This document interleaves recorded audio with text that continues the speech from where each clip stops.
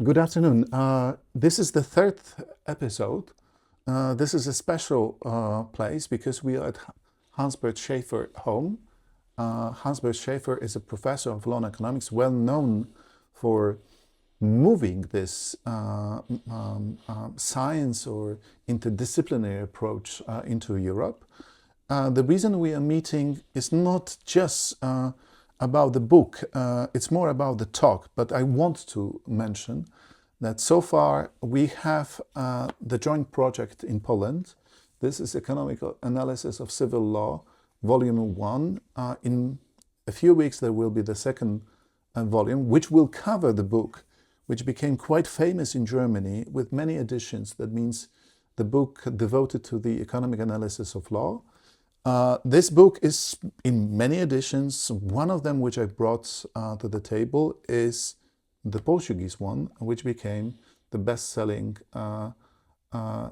even exceeding Shakira and other pop singers in Brazil. Of course, I'm kidding here, Yeah. but this episode I wanted to talk about the tools of law and economics, because this is something which I always have the problem with students arguing whether this is the tool or this is not the tool. But let's agree on one thing, yes? I always try to say to the students that, we do have the problem with the definition of law and economics, yes?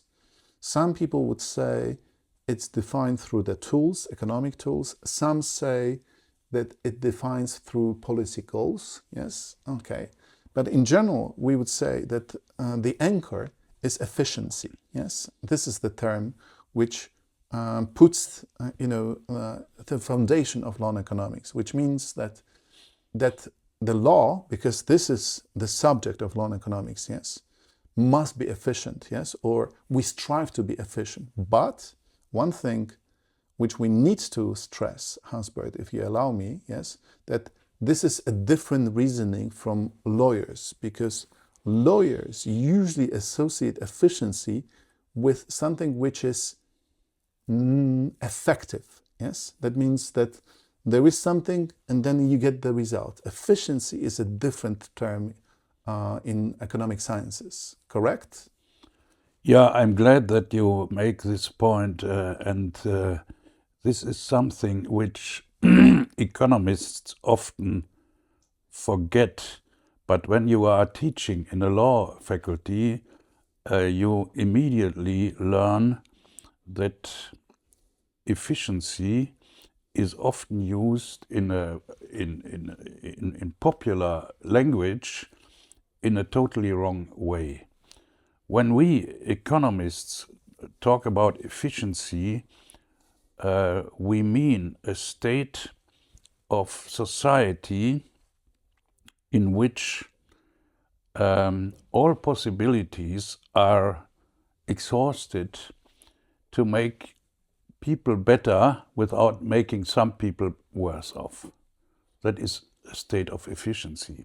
Or we could say, when we say this efficiency increases, it means that we have a change in the state of the world or in the state of the society in which at least one person is better off and nobody is worse off.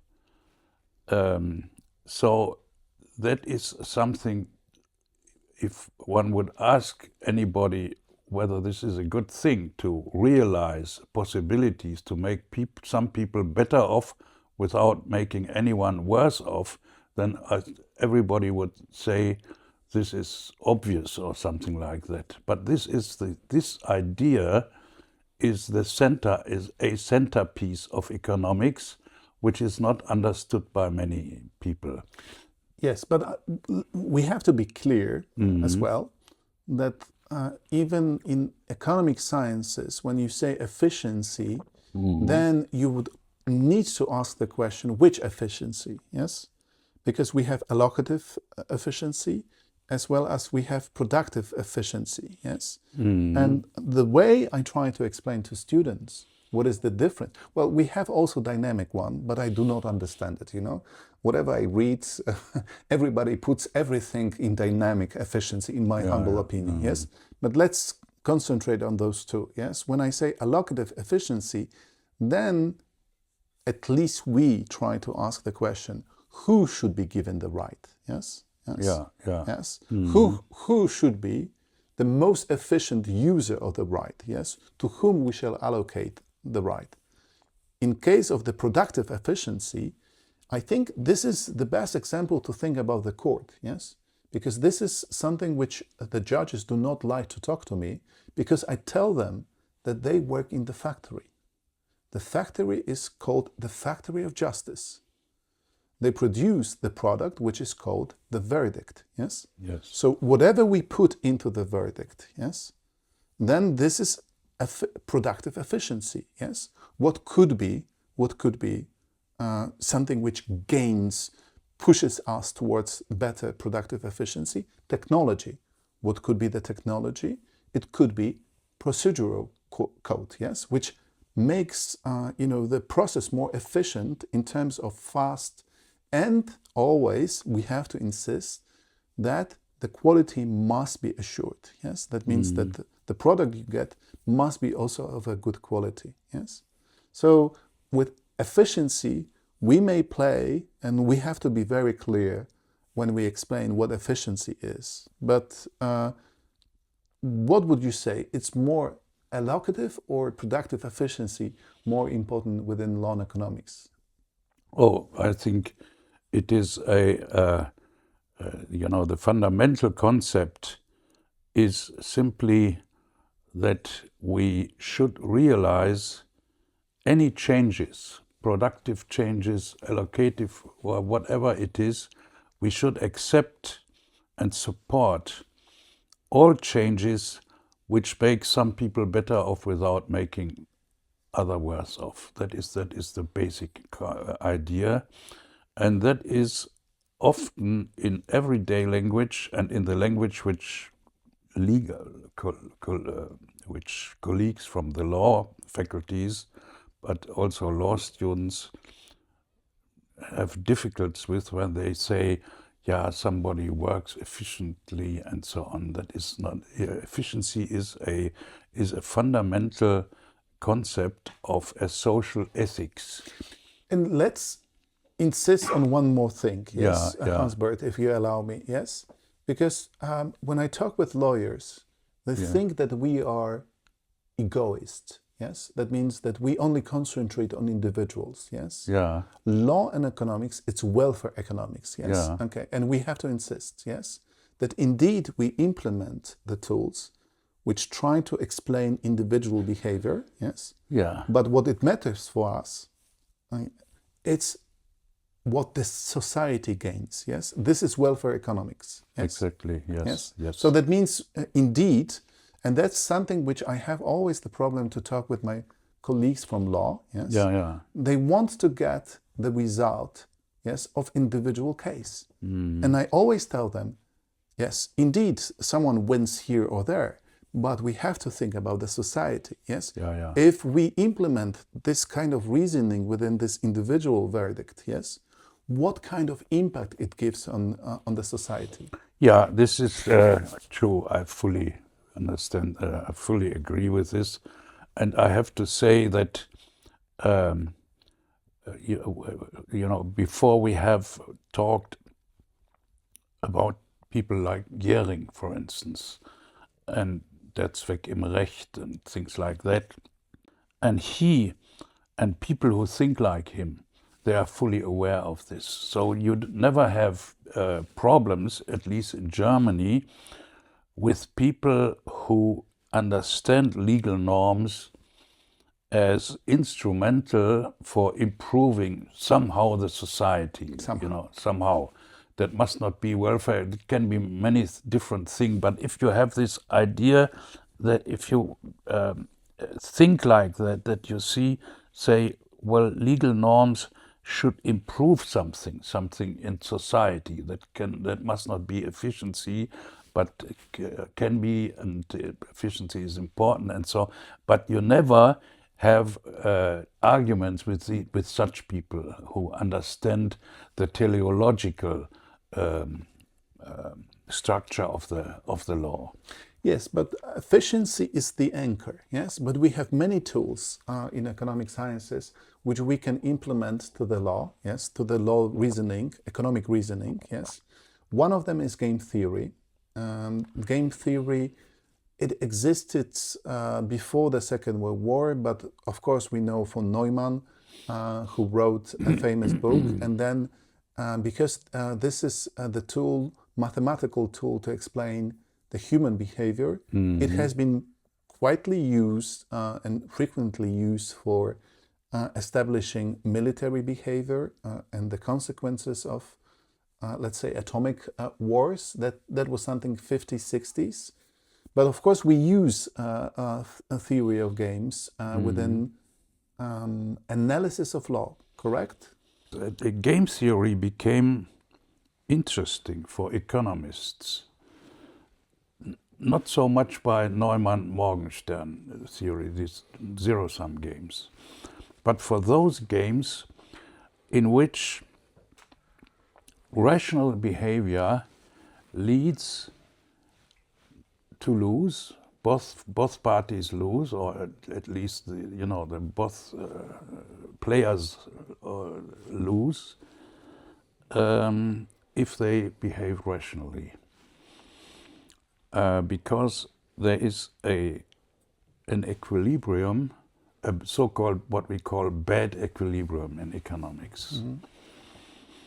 But it is possible, you can think of some way of cooperation in which you can overcome this bad equilibrium. And that is, of course, interesting for economists. How you move people.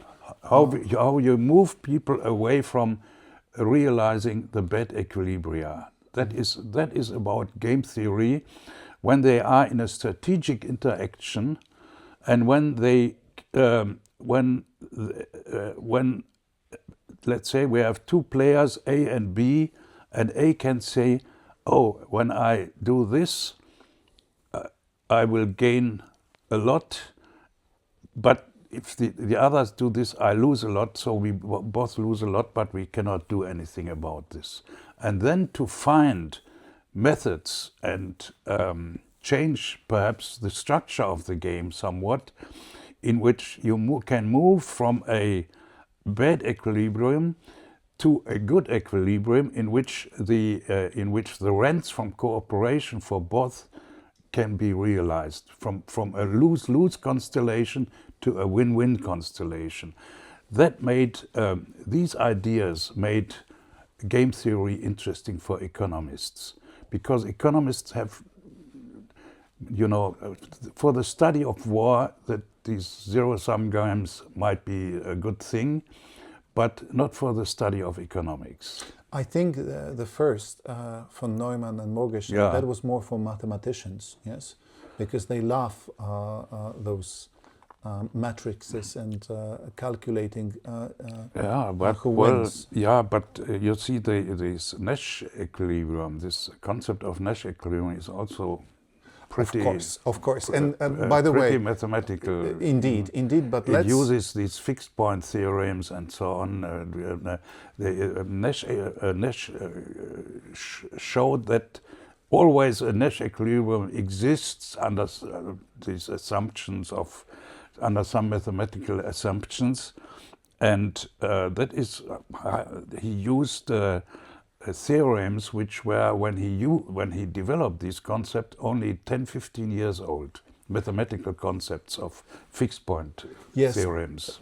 We are not paid by any Hollywood, yes, but we both recommend to all watchers to see Beautiful Mind, yes, which, well, it is very simplified, yes, but it gives a bit flavor, yes, and one thing which I always say to students, look, he wrote his PhD, I believe it's 20 pages, 24, 16, and he got the Nobel Prize. And then I say, calculate how much your master thesis, perhaps your master thesis will be also regarded as the one for the Nobel Prize. But let's conclude with this, and let's continue in another episode more about, this time I would talk to you about things which were brought by two gentlemen, yes, one called Kahneman and the other one called Tversky.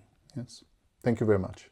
In our third episode, we discussed tools of economics. But before we went to the tools of economics, we had to talk about efficiency, because this is the term which is well not known by both words. The words are lawyers and economists.